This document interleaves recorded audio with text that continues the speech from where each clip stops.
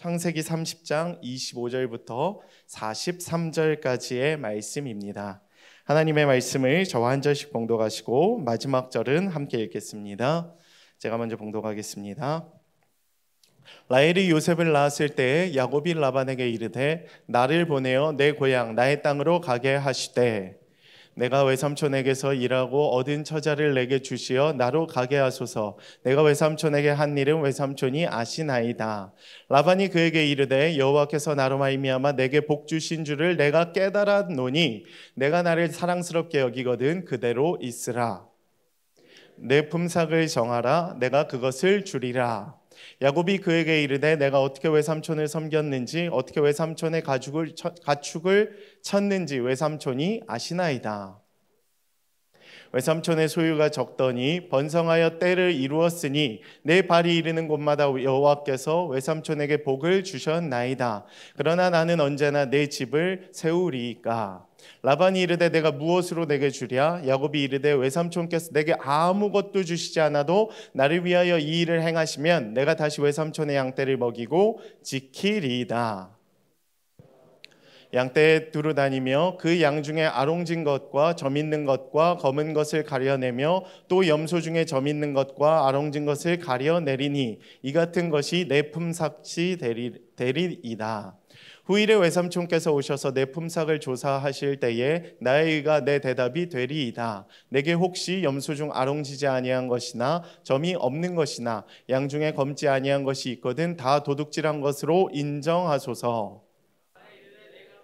만대로 하리라 하고 그날에 그가 수염소 중 얼룩무늬가 있는 것과 점 있는 것을 가리고 아면소 중 흰 바탕에 아롱진 것과 점 있는 것을 가리고 양 중에 검은 것들을 가려 자기 아들들의 손에 맡기고 사이를 사흘길이 뜨게 하였고 야곱은 라반의 남은 양떼를 치니라.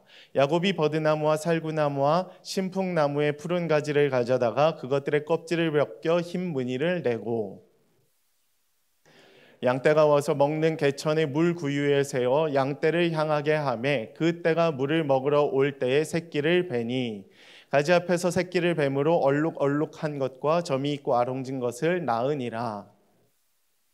구분하고 그 얼룩무늬와 검은 빛 있는 것을 라반의 양과 서로 마주보게 하며 자기 양을 따로 두어 라반의 양과 섞이지 않게 하며 튼튼한 양이 새끼 뵐 때에는 야곱이 개천에다가 양떼의 눈앞에 그 가지를 두어 양이 그 가지 곁에서 새끼를 베게 하고 그 가지를 두지 아니하리니 그렇게 함으로 약한 것은 라반의 것이 되고 튼튼한 것은 야곱의 것이 된지라. 함께 읽겠습니다. 이에 그 사람이 매우 번창하여 양떼와 노비와 낙타와 나귀가 많았더라. 아멘.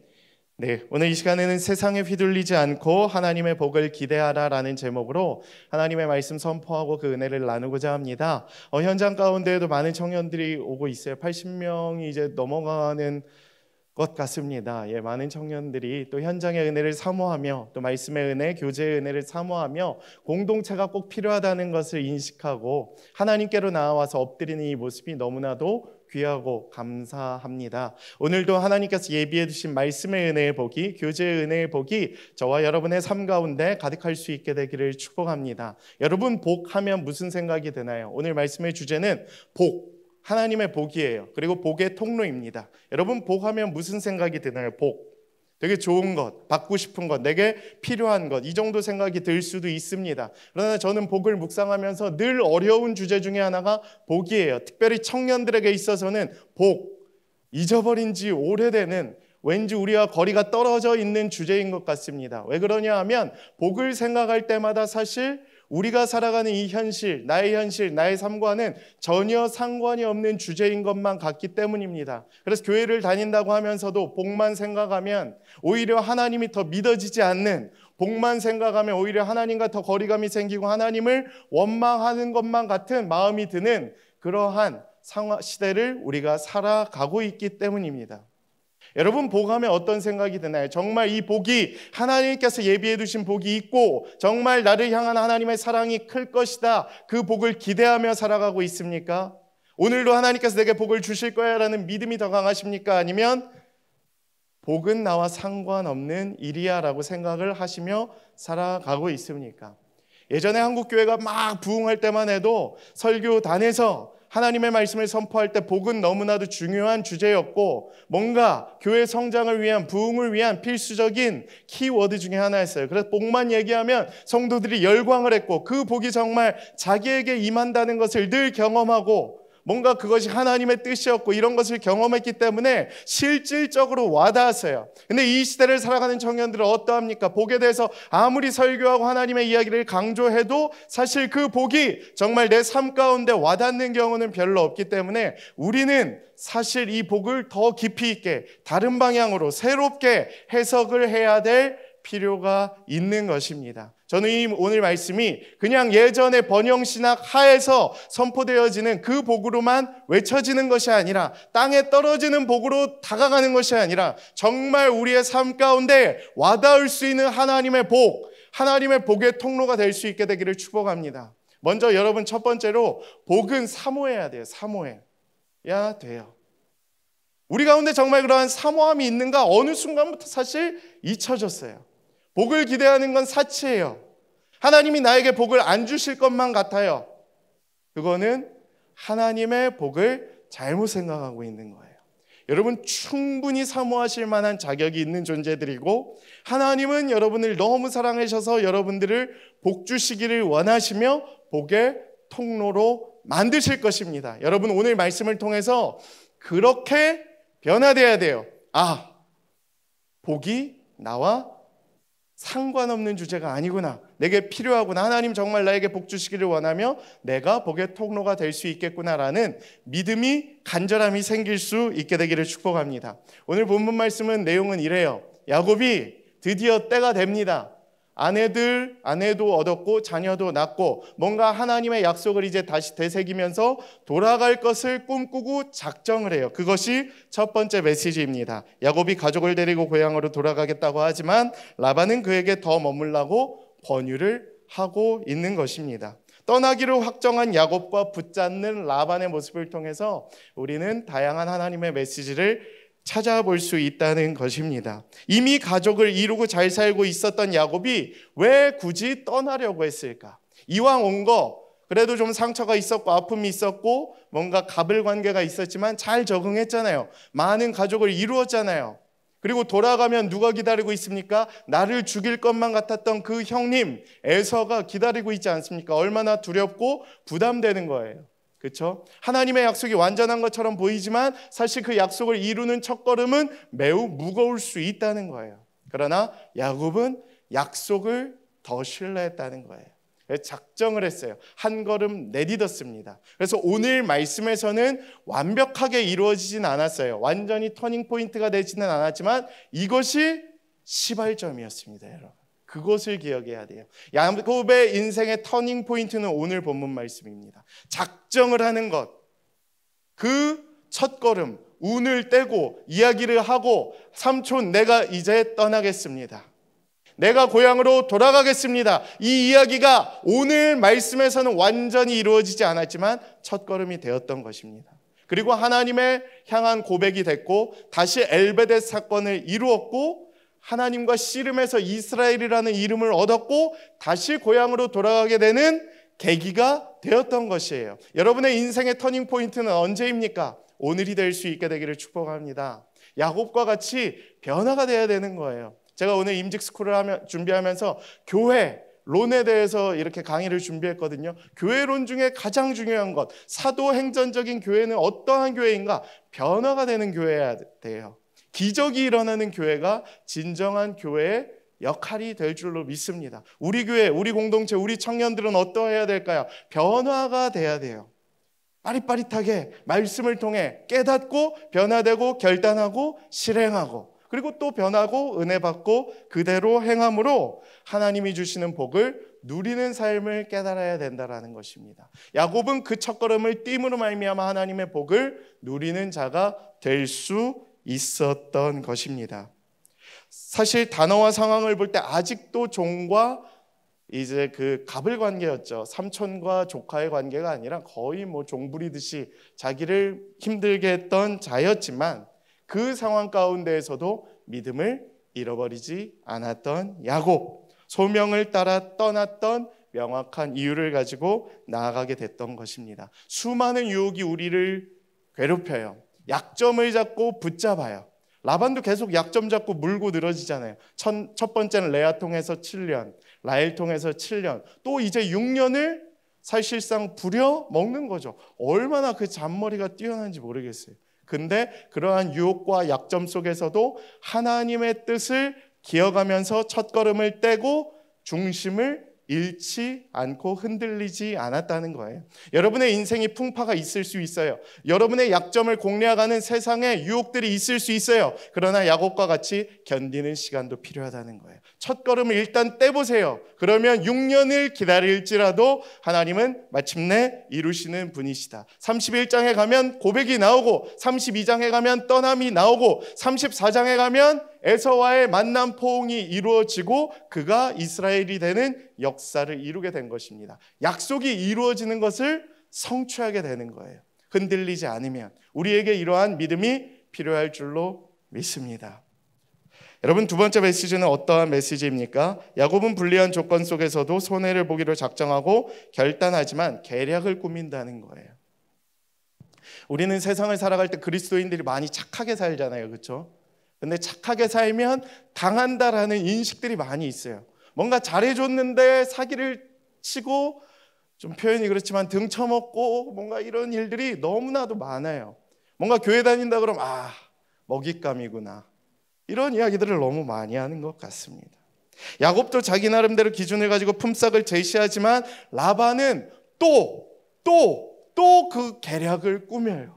와, 대단한 사람이에요. 삼촌이라고 하는 사람, 가까운 사람이, 우리 믿는 사람이 가끔 우리를 이렇게 속이는 경우도 있는 것처럼 믿었던 그 삼촌이 계속 자기를 속이는 것을 보면서 얼마나 힘들었을까. 야곱이 나름대로 한 10%, 20%로 추정되는 그러한 기준의 품삯을 제시했어요. 그런데 라반은 그 정도도 안 주려고 계략을 꾸몄던 것입니다. 인간의 추악한 죄악된 모습이 얼마나 많았는지를 우리가 보게 되는 것이에요. 근데 야곱의 태도가 놀랍습니다. 제가 볼 땐 야곱이 이걸 모르지 않았을 것 같아요. 그러나 야곱은 변했어요. 야곱은 강했어요. 야곱은 하나님의 빅필처를 봤던 것 같아요. 큰 그림, 뭔가 지금은 잠깐 손해가 되는 것 같지만 하나님이 함께 하신다면 그 꿈을 반드시 이루고 마실 거야 라는 믿음이 있었던 것 같아요. 그래서 참았던 것 같아요. 견딜 수 있었습니다. 지금까지 자신의 삶과 함께 하셨던 하나님을 생각할 때에는 잠깐의 사기도 하나님의 능력으로 변화될 수 있었다는 것을 믿는 믿음이 있었기 때문에 견딜 수 있었던 것입니다. 이처럼 하나님을 신뢰하는 사람은 태도부터 달라요. 계산적이지 않습니다. 하나님께서 채워주실 것을 믿고 있는 거예요. 믿고 있는 거예요. 다 모르지 않아요, 사실. 그러나 하나님이 더 크고 하나님이 이루실 것을 믿는 거죠. 모르고 당하는 바보와 태도가 다르다는 거예요. 때로는 우리에게 이러한 믿음이 필요할 줄로 믿습니다. 사실 우리가 살아가는 세상이 워낙 치열하고 현장도 죄의 영향력으로 가득하죠. 직장에서 얼마나 경쟁이 심합니까? 그렇죠? 내가 좀 더 잘해야 이렇게 인정받아서 승진하고, 뭔가 중상모략이 있고 험담을 하고 끊임없이 파는 치는 세상인 것 같아요. 너무 비즈니스적이고 정치적인 일이 난무하게 됩니다. 사실 교회도 그와 별반 다를 바가 없어요. 교회에서 인사정책을 할 때도 어떤 교회들은 너무 정치적인 모습을 보면서 하나님을 신뢰하는 사람들의 태도 같지 않다는 생각을 하게 됩니다. 그러나 그렇게 하면 이익을 많이 얻고 행복할 것만 같지만 실상은 하나님의 뜻 안에서는 결코 그렇지 않다는 것을 오늘 주님은 다시 한번 우리에게 깨닫게 하시는 거예요. 진정한 성경에서 갑의 역할이었던, 사기꾼의 갑이었던 야곱조차도 이렇게 희생하는 모습을 통해, 알고도 당하는 모습을 통해, 견디는 모습을 통해서 뭔가 우리에게 메시지를 전해 주려고 하시는 것 같습니다. 야곱조차도 참았는데 내가 이루어주지 않았느냐, 내가 복 주지 않았느냐, 내가 그를 복의 통로로 사용하지 않았느냐, 너라고 못할 것이 무엇이겠느냐라고 주님은 오늘 이 시대를 살아가는 우리들에게도 말씀하고 계시는 것입니다. 라반조차도 고백했잖아요. 와, 야곱을 통했더니 야곱이 내 밑에 있으니 정말 달라지네라는 것을 느꼈죠. 문제는 거기까지였던 게 문제였던 거지. 여러분, 저는 여러분이 그러한 존재가 될 수 있게 되기를 축복합니다. 여러분이 속한 곳은 변하는 거예요. 놀랍죠? 그렇게 될 수 있습니다. 오늘 예배하면서도 하나님께서 제게 그런 마음을 주셨어요. 내가 속한 그 공동체가 변화되는 것, 그것을 갈망하십시오. 이 공동체가 여러분으로 인해 변화가 되는 거예요. 여러분 되게 작은 것 같죠? 그러나 여러분으로 인해 공동체가 변하고, 여러분으로 인해 가정이 변하고, 여러분으로 인해 그 직장이 하나님의 복의 통로가 될 수 있게 되기를 축복합니다. 하나님의 능력은, 하나님의 믿음은, 복음은 우리의 태도와 삶을 바꾸고 변화시킬 것이기 때문입니다. 그래서 결과는 하나님의 손에 달려있고 그분은 복의 길로 우리를 인도하실 것입니다. 그것이 일을 통해서, 직장 생활을 통해서, 삶을 통해서, 공부를 통해서 우리가 하나님께로부터 얻을 수 있는 진정한 복이 될 것입니다. 이 시대에는 장수도, 많은 물질도, 땅을 가지게 되는 역사도 우리가 누릴 수는 없지만 하나님께서 새로운 복의 길을 열어주실 거예요. 그리고 여러분들을 통해 복의 통로로 사용하여 주실 줄 믿습니다. 그것이 이 시대를 살아가는 우리들에게 새로운 하나님께서 약속해 주신 복의 시작이에요. 하나님은 아브라함에게도 말씀하셨어요. 너는 복이 될지라, 복의 근원이 될지라. 그것이 우리로부터 시작되는 거예요. 우리가 통로가 될 때, 우리가 먼저 헌신하고 우리가 먼저 그 복의 축복이 될 때에 여러분을 통해서 하나님께서 그분을 향한 새로운 복의 역사를 이끌어 가실 줄 믿습니다. 마지막 메시지가 그에 대해서 우리에게 다시 한번 각인을 시켜주고 있어요. 하나님께서는 야곱과의 약속을 기억하시고 그를 복의 통로로 사용하셨다는 거예요. 하나님은 사실 다 알고 계세요. 야곱이 당하는 것도, 속았던 것도, 라반이 얼마나 교활한 사람이었는지도 다 알고 계셨다. 그러나 그분은 더 큰 것을 통해서 야곱을 사용하셨고 야곱을 통해서 복을 이루신 분이시다라는 거예요. 라반의 계략이 무색하게도 야곱에게 임한 하나님의 복이 있었다는 거예요. 우리는 이 말씀을 신뢰해야 돼요.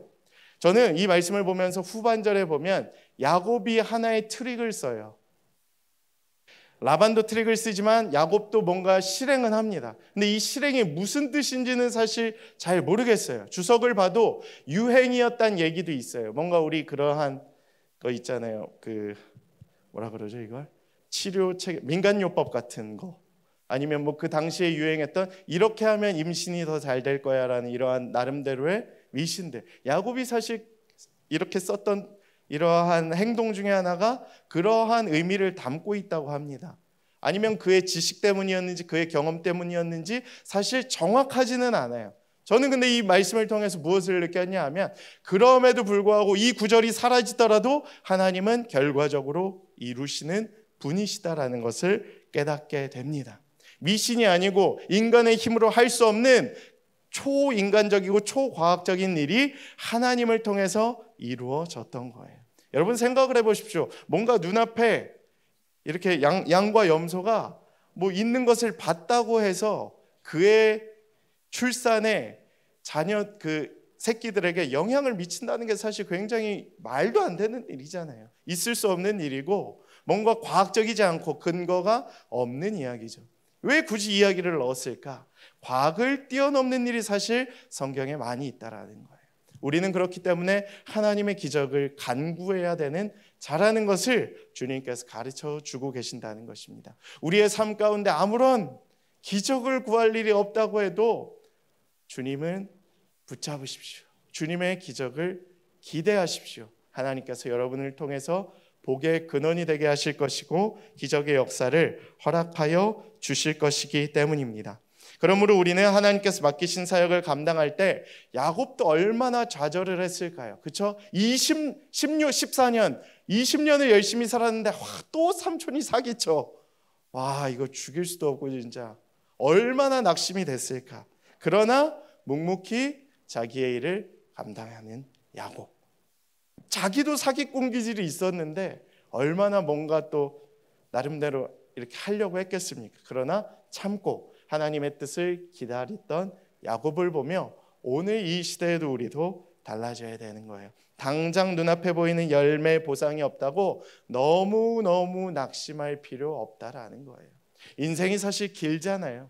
그렇기 때문에 그 가운데에서 또 허락하시는 주님의 은혜가 반드시 있다라는 거예요. 최선을 다해서 사역하고 일하고 헌신해도 사람들은 몰라주지만 하나님은 알아주신다는 사실을 기억하십시오. 그리고 하나님께서는 그 수고를 다 기억하시고 갚아주시고 길을 열어주시고 복을 주시는 분이시다라는 것을 깨달으십시오. 그래서 야곱이 변화된 것처럼 우리의 인생도 우리의 생각도 변화되고 바뀌게 돼서 하나님의 복을 갈망하는 자, 하나님의 복의 통로가 되겠다고 결단하는 자, 그리고 믿음으로 우리의 고난, 우리의 눈앞에 놓인 우리의 약점을 잡고 공격하는 사단의 유혹들을 넉넉하게 견디는 삶으로 변화될 수 있는 여러분이 되실 수 있게 되기를 주님의 이름으로 축복합니다. 우리 시간 말씀을 기억하며 함께 나아가길 원합니다.